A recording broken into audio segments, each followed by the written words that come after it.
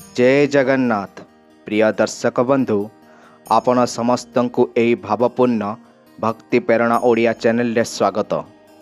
आज आपण को एमिति एक गुरुत्वपूर्ण रहस्य विषय जनइबी जहाँ आपण को चकित करदेव। शोइबा परे आत्मा केउठी को जाए, आत्मा कौन करे, यही प्रश्नर उत्तर जानिबा पई अनेक लोक आग्रही। चिंता करिबा पई अनेक प्रश्न अछि, किंतु सेगुड़िकर उत्तर देवा कष्टकर। केतक समय रे शोइबा परे आमर आत्मा ईश्वर को भेटी पुनर्बार फेरी आसे। एई वीडियो रे आज आमे एक रहस्य उन्मोचन करिबु।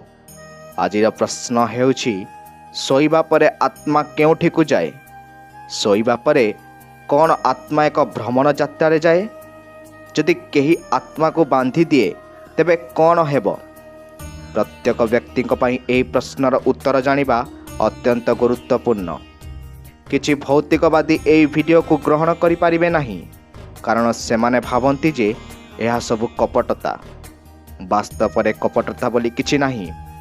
आत्मा कपटता नुहे, आत्मा एक जीवंत प्राणी जहा केबे मरे नाही।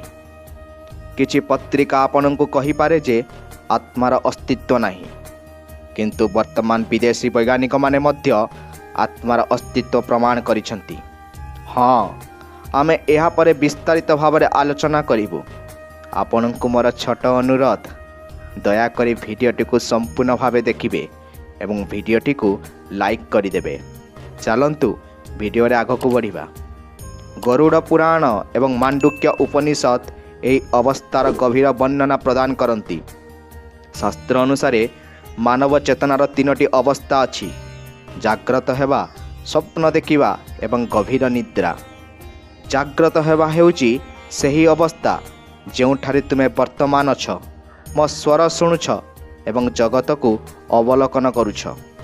एही अवस्था आत्मा शरीर एवं इंद्रिय मध्य कार्य करे।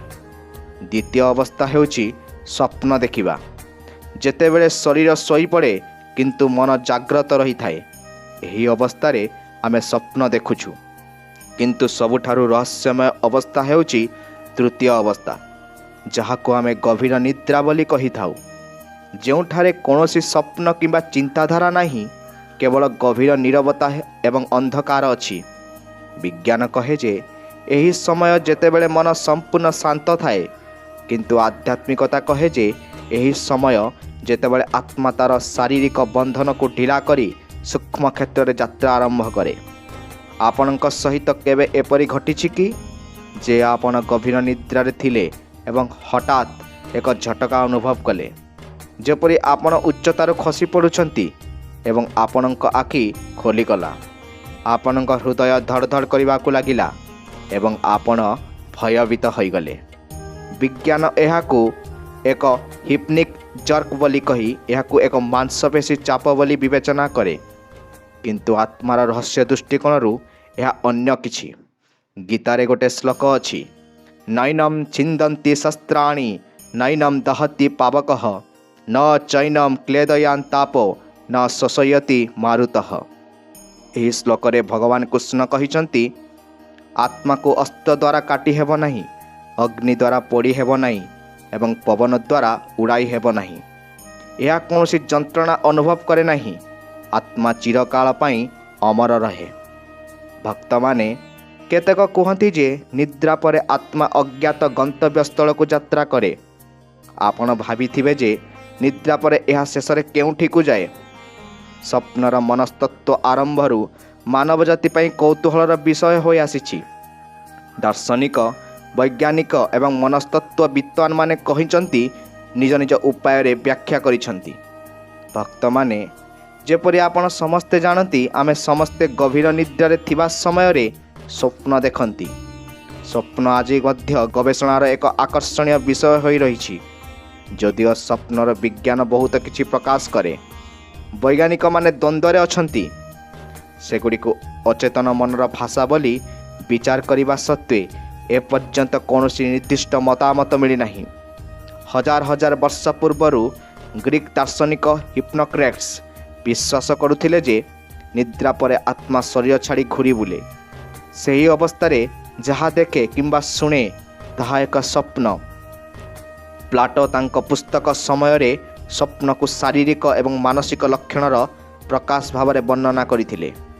ଆରିଷ୍ଟଟଲ ଲେଖିଥିଲେ ଯେ କେବଳ ମଣିଷ ନୁହେଁ ବରଂ ମେଣ୍ଢା, ଛେଳି, ଗାଈ, କୁକୁର ଏବଂ ଘୋଡ଼ା ମଧ୍ୟ ସ୍ୱପ୍ନ ଦେଖନ୍ତି।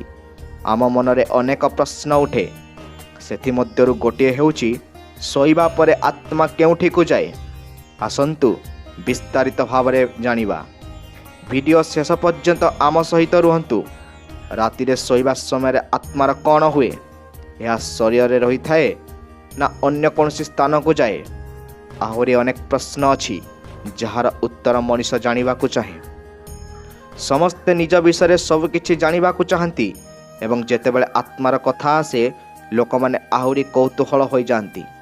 ସେମାନେ ଜାଣିବାକୁ ଚାହାନ୍ତି ଯେ ଆମେ ଏହା ବିଷୟରେ କିପରି ଜାଣିପାରିବା। ଅନେକ ଲୋକ ଏହି ବିଷୟରେ ଆଲୋଚନା କରିବା ପାଇଁ ଋଷି ଏବଂ ସନ୍ଥଙ୍କ ସାହାଯ୍ୟ ନିଅନ୍ତି। ପୁରାଣ ଅନୁସାରେ ଆତ୍ମାର ଯାତ୍ରା ଏବଂ ଏକ ନିର୍ଦ୍ଦିଷ୍ଟ ଜଗତରେ ଏହାର ଆଗମନର ବର୍ଣ୍ଣନା ଭିନ୍ନ ଭିନ୍ନ। ଆମ ପୌରାଣିକ ଦୃଷ୍ଟିକୋଣକୁ ଅନୁସନ୍ଧାନ କରିବା, କିନ୍ତୁ ପ୍ରଥମେ ଗତି ସମ୍ବନ୍ଧୀୟ ବୈଦିକ ଦୃଷ୍ଟିକୋଣକୁ ସଂକ୍ଷେପରେ ପରୀକ୍ଷା କରିବା। ଆମର ଆତ୍ମା ଶରୀର ମଧ୍ୟରେ ରହିଥାଏ ନା ଏହା ମାନବ ଶରୀରରୁ ପୃଥକ ହୋଇଥାଏ? ଯେତେବେଳେ ଜଣେ ବ୍ୟକ୍ତି ସମ୍ପୂର୍ଣ୍ଣ କ୍ଳାନ୍ତ ହୋଇ ଶୋଇପଡ଼େ ସେତେବେଳେ ସେ ଅଦ୍ଭୁତ ଦର୍ଶନ ପାଆନ୍ତି। କେତେକ ସମୟରେ ଆତ୍ମା ଈଶ୍ୱରଙ୍କୁ ଭେଟିବା ପରି ଦେଖାଯାଏ। ତାଙ୍କୁ ବ୍ୟକ୍ତିଗତ ଭାବରେ ଦେଖିବା ମୃତ୍ୟୁ ପରି ଅନୁଭବ ହୁଏ, ଏକ ଗଭୀର ଆଶ୍ୱସ୍ତି, ଏବଂ ଆମେ ତାଙ୍କୁ ଛାଡ଼ିବାକୁ ଅନିଚ୍ଛୁକ ଅନୁଭବ କରୁ। ଶୋଇବା ପରେ ଆମର ଶରୀର ମୃତ ପରି ହୋଇଯାଏ। କେତେକ ସମୟରେ ଉଠିବା ପରେ ମଧ୍ୟ ଜଣେ ବ୍ୟକ୍ତି ଜାଗ୍ରତ ହୋଇପାରନ୍ତି ନାହିଁ, କାରଣ ତାଙ୍କର ଆତ୍ମା ପୂର୍ବରୁ ବହୁତ ଦୂରକୁ ଚାଲିଯାଇଛି, ଯାହାଫଳରେ ଜାଗ୍ରତ ହେବାକୁ ବହୁତ ସମୟ ଲାଗେ। ଆପଣ ହୁଏତ ଆପଣଙ୍କ ସ୍ୱପ୍ନରେ ଆପଣଙ୍କ ପ୍ରିୟ ଦେବତାଙ୍କୁ ଦେଖିବାର ଅନୁଭବ ମଧ୍ୟ କରିଥିବେ। ଆପଣ ହୁଏତ ସେମାନଙ୍କ ସହିତ କଥା ହୋଇଥିବେ କିମ୍ବା ଆପଣଙ୍କ ସମସ୍ୟା ସେମାନଙ୍କ ସହିତ ବାଣ୍ଟିଥିବେ। ସେମାନେ ଆପଣଙ୍କୁ ଦେଖାଯାଉଛନ୍ତି ଏବଂ ଆପଣ ସେମାନଙ୍କୁ ଦେଖୁଛନ୍ତି। ଏପରି ଅନେକ ପ୍ରକ୍ରିୟା ଅଛି ଯାହା ଆପଣଙ୍କ ପାଇଁ ମୂଲ୍ୟବାନ ଏବଂ ଶୁଭ। ଆପଣ ଭାବନ୍ତି ଯେ ଆପଣ କେବଳ ଏଠାରେ ରହି ସେମାନଙ୍କୁ ଦେଖିବା ଉଚିତ, କିନ୍ତୁ ଏହା ଆପଣଙ୍କ ଆତ୍ମା ହିଁ ଏସବୁ କରୁଛି। ଯେଉଁଦିନ ଆପଣ ଏହି ସ୍ୱପ୍ନ ଦେଖନ୍ତି, ଅର୍ଥାତ୍ ଆପଣଙ୍କ ଆତ୍ମା ଈଶ୍ୱରଙ୍କ ସହିତ ଏକ ହୋଇଯାଏ, ଆପଣଙ୍କ ଶରୀର ଏବଂ ମନ ସମ୍ପୂର୍ଣ୍ଣ ପବିତ୍ର ହୋଇଯାଏ। ବନ୍ଧୁଗଣ, ଶୋଇବା ସମୟରେ ମଧ୍ୟ ଆତ୍ମା ଅଚେତନ ମନ ସହିତ ସଂଯୋଗ କରେ। ସେଥିପାଇଁ ନିଦ୍ରାକୁ ଦ୍ୱିତୀୟ ମୃତ୍ୟୁ କୁହାଯାଏ। ନିଦ୍ରା ପରେ ଆପଣଙ୍କ ଆତ୍ମା ଭବିଷ୍ୟତରେ ପ୍ରବେଶ କରିପାରେ। କେତେକ ସମୟରେ ଆପଣଙ୍କ ଆତ୍ମା ଆପଣଙ୍କ ଭବିଷ୍ୟତ ମଧ୍ୟ ଦେଖିଛି। ଭକ୍ତଗଣ, ଆମେ ଆପଣଙ୍କୁ କହିଥିଲୁ ଯେ ନିଦ୍ରା ପରେ ଆପଣଙ୍କର ଅଚେତନ ମନ ଆତ୍ମା ସାହାଯ୍ୟରେ ଭବିଷ୍ୟତରେ ପ୍ରବେଶ କରିପାରିବ। ଏହା ଭବିଷ୍ୟତ ଦେଖିପାରେ। ଏହାର ସେହି କ୍ଷମତା ଅଛି। ଆପଣ ଏପରି ଅନେକ ଉଦାହରଣ ସମ୍ମୁଖୀନ ହୋଇଛନ୍ତି ଯେଉଁଥିରେ ଆପଣଙ୍କର ଅଚେତନ ମନ ନିଦ୍ରା ପରେ ଭବିଷ୍ୟତରେ ପ୍ରବେଶ କରିଛି। ଆପଣ ହୁଏତ କେବେ ଆଖି ଖୋଲା ରଖି ଜିନିଷଗୁଡ଼ିକୁ ଦେଖି ନାହାନ୍ତି, କିନ୍ତୁ ଆପଣଙ୍କର ଆତ୍ମା ଶୋଇବା ପରେ, ଅର୍ଥାତ୍ ଶୋଇବା ପରେ ସେଗୁଡ଼ିକ ଦେଖେ। ଆପଣ ମଧ୍ୟ ଏପରି ଅନେକ ସ୍ୱପ୍ନ ଦେଖିଛନ୍ତି ଯାହାପରେ ସତ୍ୟ ହୋଇଥିଲା। ଯେତେବେଳେ ଆମର ଅଚେତନ ମନ ଭବିଷ୍ୟତରେ ପ୍ରବେଶ କରିଥାଏ ସେତେବେଳେ ଏପରି ସ୍ୱପ୍ନ ଦେଖାଯାଏ।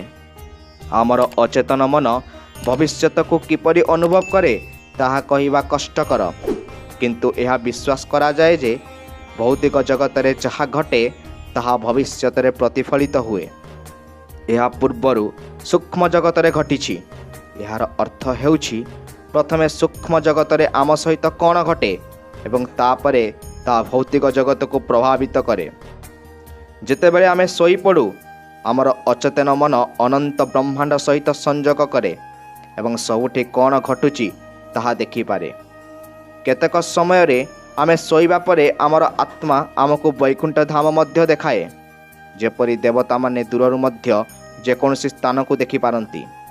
ସେହିପରି ଅବଚେତନ ମନ ସୂକ୍ଷ୍ମ ଜଗତରେ କ'ଣ ଘଟିଛି ତାହା ସହଜରେ ଚିହ୍ନଟ କରିପାରିବ। ଭବିଷ୍ୟବାଣୀ ସ୍ୱପ୍ନରେ ଆମର ଅବଚେତନ ମନ ସେହି ସ୍ଥାନକୁ ଯାଇ ସେଠାରୁ ଦେଖିପାରେ। ତଥାପି ପ୍ରତ୍ୟେକ ସ୍ୱପ୍ନ ସତ ହୁଏ ନାହିଁ। 100 ସ୍ୱପ୍ନରେ କେବଳ ଗୋଟିଏ ସତ ହୁଏ। ତେଣୁ ସ୍ୱପ୍ନ ଦେଖିବା ପରେ ଭୟଭୀତ ହୁଅନ୍ତୁ ନାହିଁ। ଆପଣଙ୍କ ମନକୁ ଶାନ୍ତ ରଖନ୍ତୁ। ଏହା କେବଳ ଆମ ସହିତ ଘଟେ ନାହିଁ, ଏହା ସତ୍ୟ। ଆପଣଙ୍କ ପରିବାରରେ ଏପରି ଲୋକ ଅଛନ୍ତି ଯେଉଁମାନେ ସ୍ୱପ୍ନରେ ଭବିଷ୍ୟତ ଦେଖିଛନ୍ତି। ମୁଁ ଆପଣଙ୍କୁ କହିବାକୁ ଚାହେଁ ଯେ ଭବିଷ୍ୟତ ସ୍ଥିର ନୁହେଁ, କିନ୍ତୁ କିଛି ଜିନିଷ ସ୍ଥିର ଅଛି। ବନ୍ଧୁଗଣ, ଶୋଇବା ଅର୍ଥ ହେଉଛି ଆପଣଙ୍କର ଚେତନା ମନ ଶୋଇଯାଏ। ଚେତନା ମନ, ଯାହାକୁ ଆପଣଙ୍କ ଶରୀରର ଏକ ଅଂଶ କୁହାଯାଏ, ତାହା ଶୋଇଯାଏ। ଯେତେବେଳେ ଆପଣ ଶୋଇବାକୁ ଯାଆନ୍ତି, କେବଳ ଆପଣଙ୍କର ଚେତନ ମନ ଶୋଇଯାଏ। ଚେତନ ମନ ହେଉଛି ବାହ୍ୟ ମନ, କିନ୍ତୁ ଆଭ୍ୟନ୍ତରୀଣ ମନ କେବେ ଶୋଇପଡ଼େ ନାହିଁ। ଏହାର ଆବଶ୍ୟକତା ନାହିଁ। ଯେତେବେଳେ ଚେତନ ମନ ଶୋଇଯାଏ, ଆମେ ବାହାର ଜିନିଷ ଦେଖିବା ଏବଂ ଶୁଣିବା ବନ୍ଦ କରିଦେଉ, ଏବଂ ଯଦି ଆମେ ଦେଖୁ, ତେବେ ମଧ୍ୟ ଏହା ଚେତନ ମନ ସାହାଯ୍ୟରେ ଘଟେ ନାହିଁ। ଆତ୍ମା କିଛି କରେ ନାହିଁ, କାରଣ ଏହା ଏକ ଭୌତିକ ସତ୍ତା। ଏହା ଭିତରେ କୌଣସି ଆସକ୍ତି ନାହିଁ।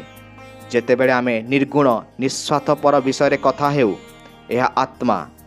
ଯେତେବେଳେ ଆମେ ଶୋଇପଡ଼ୁ, ଆମର ଅଚେତନ ମନ ଆତ୍ମା ସହିତ ସଂଯୋଗ ହୋଇ ସକ୍ରିୟ ହୋଇଯାଏ, ଏବଂ ତାପରେ ଆମେ ସ୍ୱପ୍ନ ଦେଖୁ। ଏହାକୁ ଦେଖି ଆମେ ଭାବୁ ଯେ ଆମର ଆତ୍ମା ନିଦ୍ରା ପରେ କୌଣସି ସ୍ଥାନକୁ ଯାଉଛି। ହଁ, ତୁମେ ଜାଣିବା ଉଚିତ ଯେ ଏହା ମନସ୍ତତ୍ତ୍ୱ ସହିତ ଜଡ଼ିତ ଏକ ଗଭୀର ବିଷୟ। ଉତ୍ତର ବହୁତ ବିସ୍ତୃତ। କେବଳ ବୁଝିନିଅ ଯେ ଆତ୍ମା କେବେ ଶୋଇପଡ଼େ ନାହିଁ। ଯେ ପର୍ଯ୍ୟନ୍ତ ଏହା ଶରୀରରେ ଅଛି, ସେ ପର୍ଯ୍ୟନ୍ତ ଏହା ସର୍ବଦା ସକ୍ରିୟ। କୁହାଯାଏ ଯେ ମୃତ୍ୟୁ ପରେ ଏହା ଅନନ୍ତ ସ୍ଥାନରେ ବିଲୀନ ହୋଇଯାଏ। ଯଦିଓ ଏହାର କୌଣସି ପ୍ରାମାଣିକ ଉତ୍ତର କାହା ପାଖରେ ନାହିଁ, ତଥାପି କୁହାଯାଏ ଯେ ଆତ୍ମା ମସ୍ତିଷ୍କରେ ଏକ ଛୁଞ୍ଚିର ଅଗ୍ରଭାଗ ଆକାରର ଏକ ଧଳା ଉଜ୍ଜଳ ବିନ୍ଦୁ, ଯାହା ସମଗ୍ର ଶରୀରରେ ଗତି କରେ, ଚେତନା ବଜାୟ ରଖେ। ଯଦି ତୁମେ ଭାବ ଯେ ଶୋଇପଡ଼ୁ ପରେ ତୁମର ଆତ୍ମା କୌଣସି ସ୍ଥାନକୁ ଯାଏ, ତେବେ ତୁମେ ଭୁଲ କରୁଛ। ବାସ୍ତବରେ ଆତ୍ମା ସବୁଠାରେ ଉପଲବ୍ଧ। ଅର୍ଥ, ଏହା ସବୁଠାରେ ଉପଲବ୍ଧ, କିନ୍ତୁ କାରଣ ତୁମର ଆତ୍ମା କିଛି କର୍ମ ଗଠନ ମଧ୍ୟରେ ବନ୍ଦ ଅଛି। ତୁମେ ଅନୁଭବ କରୁଛ ଯେ ତୁମେ ଏକ ପୃଥକ୍ ସତ୍ତା, କିନ୍ତୁ ତାହା ସତ୍ୟ ନୁହେଁ। ଯଦି ତୁମେ ସେହି କର୍ମ ଢାଞ୍ଚାକୁ ହଟାଇ ଦିଅ, ତେବେ ତୁମର ଆତ୍ମା କିମ୍ବା ମୋର ଆତ୍ମା ବୋଲି କିଛି ରହିବ ନାହିଁ। ଏହାର ଅର୍ଥ ହେଉଛି ତୁମେ ଶୋଇବା ପରେ ତୁମର ଆତ୍ମା କୌଣସି ସ୍ଥାନକୁ ଯାଏ ନାହିଁ। ଏହାକୁ କୌଣସି ସ୍ଥାନକୁ ଯିବାର ଆବଶ୍ୟକତା ନାହିଁ, କିନ୍ତୁ ତୁମର ମନ କରେ ଏହି ଗତିକୁ ଆମେ ଆମ ଆତ୍ମାର ଗତି ବୋଲି ଭାବୁ। ସ୍ୱପ୍ନରେ ଆମେ ବର୍ତ୍ତମାନକୁ ଦେଖିପାରୁ। ସ୍ୱପ୍ନର ତୃତୀୟ ଅବସ୍ଥା ହେଉଛି ଯେତେବେଳେ ଆମେ ବର୍ତ୍ତମାନକୁ ଠିକ୍ ଭାବରେ ଦେଖିପାରୁ। ବର୍ତ୍ତମାନ କ'ଣ ଘଟୁଛି, ଆମେ ଏହାକୁ ଏକ ସ୍ୱପ୍ନ ଭାବରେ ଦେଖୁଛୁ। ଏପରି ସ୍ୱପ୍ନ ଆମକୁ ବର୍ତ୍ତମାନରେ କ'ଣ ଘଟୁଛି ତାହା କହିଥାଏ। ଦର୍ଶକ ବନ୍ଧୁ, ଏପରି ସ୍ୱପ୍ନର ମୋ ପାଖରେ ଅଧିକ ପ୍ରମାଣ ନାହିଁ, କିନ୍ତୁ ମୁଁ ଗୋଟିଏ ଘଟଣା ଉଲ୍ଲେଖ କରିବାକୁ ଚାହେଁ। ଡକ୍ଟର ଅରୁଣ କୁମାର ଲେଖିଛନ୍ତି ଯେ ଥରେ ଯେତେବେଳେ ସେ ଶୋଇଥିଲେ, ତାଙ୍କ ସ୍ତ୍ରୀ ତାଙ୍କ ପାଖକୁ ଆସି କହୁଥିଲେ, ମୁଁ ଯାଉଛି, ତୁମେ ପିଲାମାନଙ୍କର ଯତ୍ନ ନିଅ। ତାପରେ ହଠାତ୍ ଲେଖକଙ୍କ ଆଖି ଖୋଲିଗଲା ଏବଂ ସେ ଦେଖିଲେ ଯେ ରାତି 3ଟା ବାଜିଛି। ସେ ବୁଝିପାରୁନାହାନ୍ତି ଯେ ଏସବୁ କିପରି ଘଟିଲା କିମ୍ବା ତାଙ୍କ ସ୍ତ୍ରୀଙ୍କ ଆଗମନର ଅର୍ଥ କ'ଣ। କିନ୍ତୁ ସକାଳ ହେଲା, ଜଣାପଡ଼େ ଯେ ତାଙ୍କ ସ୍ତ୍ରୀ ରାତି 1ଟାରେ ମୃତ୍ୟୁବରଣ କରିଥିଲେ। ଆମେ ସ୍ୱପ୍ନରେ ବର୍ତ୍ତମାନକୁ ଦେଖିପାରୁଛୁ। ଦର୍ଶକ ବନ୍ଧୁ, ଏହା ତାଙ୍କ ସ୍ତ୍ରୀଙ୍କର ଆତ୍ମା ଥିଲା। ଯଦିଓ ଲେଖକଙ୍କ ଚେତନା ମନ ଜାଣିନଥିଲା, କିନ୍ତୁ ଅଚେତନ ମନ ଜାଗ୍ରତ ରହିଛି ଏବଂ ଏହି କାରଣରୁ ସେ ଏହାକୁ ସ୍ୱପ୍ନ ଭାବରେ ଦେଖିଥିଲେ। ଆତ୍ମା ସହଜରେ ଅଚେତନ ମନ ସହିତ ଯୋଗାଯୋଗ କରିପାରିବେ, କିନ୍ତୁ ଚେତନା ମନ ସହିତ ଯୋଗାଯୋଗ କରିବା ଏତେ ସହଜ ନୁହେଁ। ସେଥିପାଇଁ ଦେବତା ଏବଂ ଅନ୍ୟ ଆତ୍ମାମାନେ ସ୍ୱପ୍ନ ମାଧ୍ୟମରେ କିଛି କୁହନ୍ତି। ଚେତନ ମନର ନିଜସ୍ୱ ସୀମା ଅଛି ଏବଂ ଅଚେତନ ମନର ନିଜସ୍ୱ ସୀମା ନାହିଁ। ସେଥିରେ ଗୋଟିଏ ଭୌତିକ ଏବଂ ଅନ୍ୟଟି ସୂକ୍ଷ୍ମ। ଶୋଇବା ପରେ ଆପଣ ଅତୀତକୁ ଦେଖିପାରିବେ। ମୁଁ ଆପଣଙ୍କୁ କହିବାକୁ ଚାହୁଁଛି ଯେ ଆତ୍ମା ଏକ ସହଯୋଗୀ। ଏହା କେବଳ ସହଯୋଗ କରିପାରିବ। ଏହା ଏହି କାରଣରୁ ସମ୍ଭବ। ନିଦ୍ରା ପରେ ଆଉ ଏକ ସମ୍ଭାବନା ହେଉଛି ଯେ ଆପଣଙ୍କର ଅଚେତନ ମନ ଅତୀତକୁ ଦେଖିପାରେ। ଏଠାରେ ଆମେ ଅନେକ ଉଦାହରଣ ଦେଇ ଅତୀତ ବିଷୟରେ ଆଲୋଚନା କରିବୁ। ଅତୀତର ଅର୍ଥ ହେଉଛି ଯାହା ପୂର୍ବରୁ ଘଟି ସାରିଛି ଏବଂ ଏହାର ଚିହ୍ନ ଆପଣଙ୍କ ଭିତରେ ରହିଥାଏ।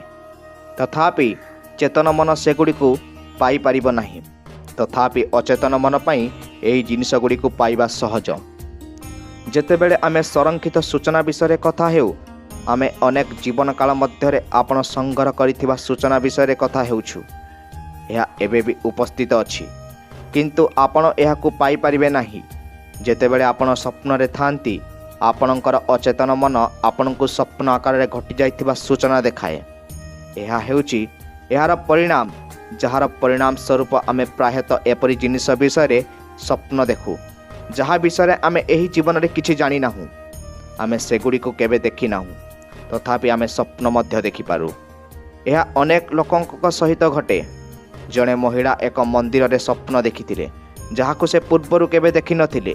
एहा परे जेतेबेले महिला मंदिर खोजिबाकु चेष्टा कले, से प्रकृत रे ताहा पाई गले।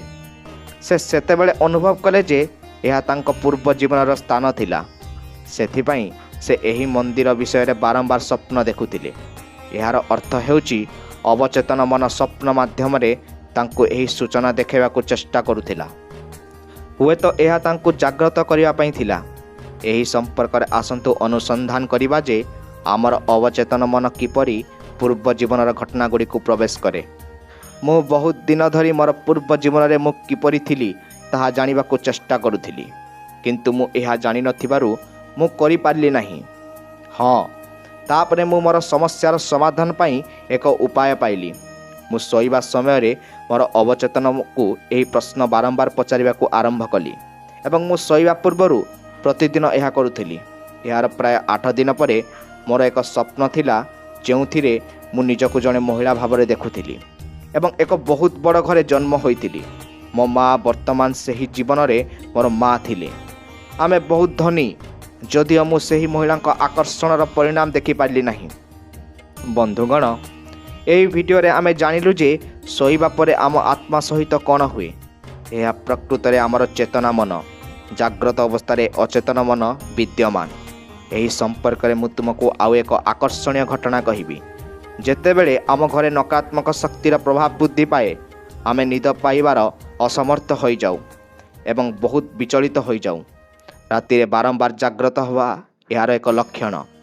आम घर भितर देवतांक मूर्ति अच्छी। गोटे दिन आमे सेगुड़ी को नहीं घर बाहर मंदिर रे रखिलु। मु आपनकु कहि देउछि जे आम घर चारि पाखरे एक नकारात्मक शक्ति अच्छी, जहाँ बहु दिन पूर्वर एठारे चली जाइथिला।